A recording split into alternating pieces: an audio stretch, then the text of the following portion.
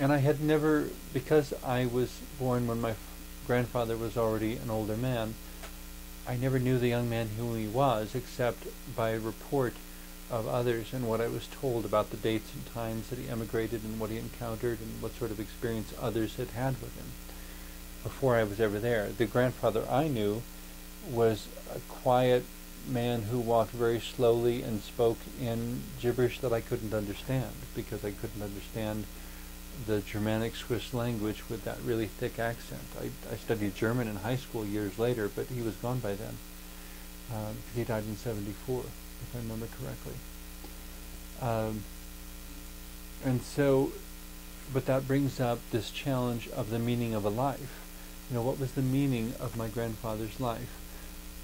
From one perspective, some people would decide that the meaning of my grandfather's life is to be found within his descendants, within the one son and the one daughter whom he fathered and whom he raised, my uncle and my mother, and you know, what wisdom, what way of dealing with life, what way of perceiving he was able to impart to them, and what physical life he literally gave to them.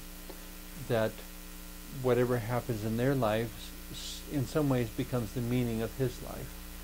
That he did everything he could and made the world a better place in whatever way he could, but that what he gave to the world more than anything was a daughter and a son.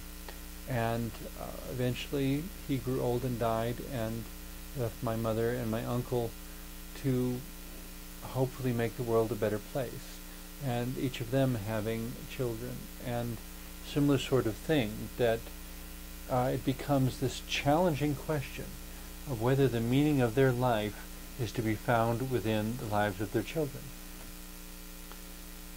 You know, ultimately, just like Rorschach inkblots, is that basic level where it is what it is.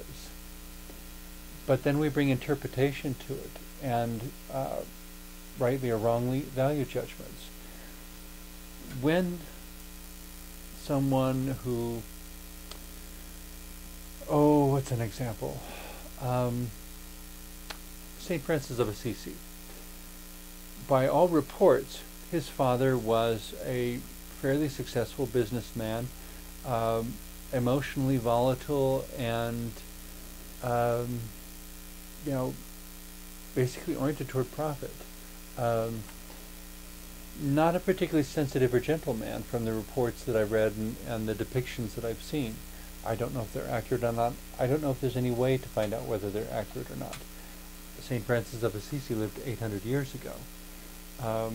I found it a bit amusing, however, when I was doing a report on him in one of my college classes, and in trying to research and get more information about St. Francis of Assisi, his life, his relationships, his parents, whatever I could find, I stumbled across this article where the author kind of mischievously, comically sort of noted what better inspiration to become a saint than St. Francis of Assisi's father, you know, being this man that was in many ways the opposite of what a saint should be in the common understanding.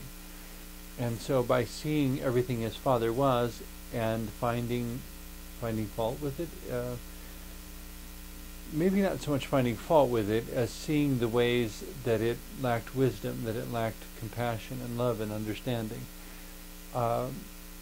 In having this negative reminder, St. Francis found all the more reason to embrace all the opposites, and to be a sensitive, caring, poor, serving man instead of a domineering, wealthy man. And, you know, in one sense, what is the meaning of the life of his father? If you say that the meaning of his father's life is to be found within his own, we can give thanks to the Father for giving us a son who would become St. Francis of Assisi, because of the incredible positive effect that has had upon the world. one article I read even suggested, I don't know if it could be proven or not, that the Third Order, the religious order for secular people, that was founded by the Franciscans, that in coming up with this way of holy living, Saint Francis may have contributed to the demise of the feudal system in Europe. That by having prohibitions against carrying weapons and swearing allegiance and all sorts of other sorts of things, when this way of life became so popular,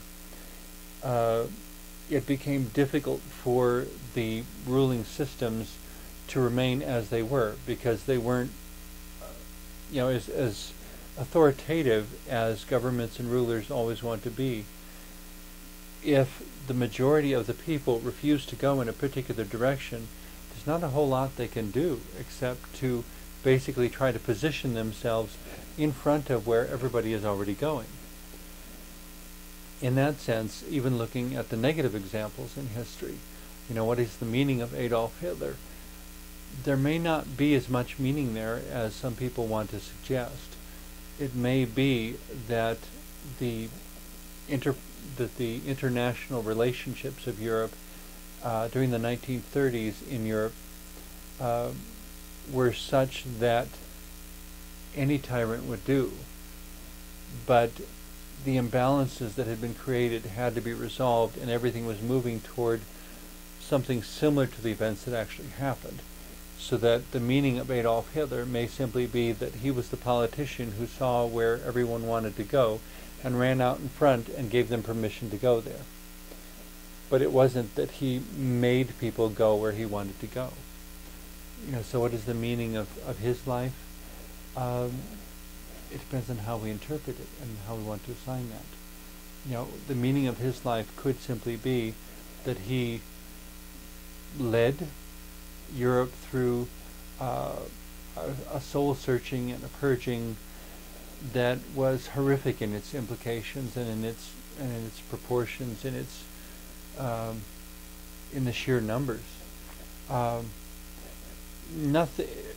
All that being said, nothing should imply that what happened wasn't absolutely terrible and absolutely a tragedy. But there are meanings in tragedies and in terrible events just as much as there are meanings in happy times and positive events and accomplishments.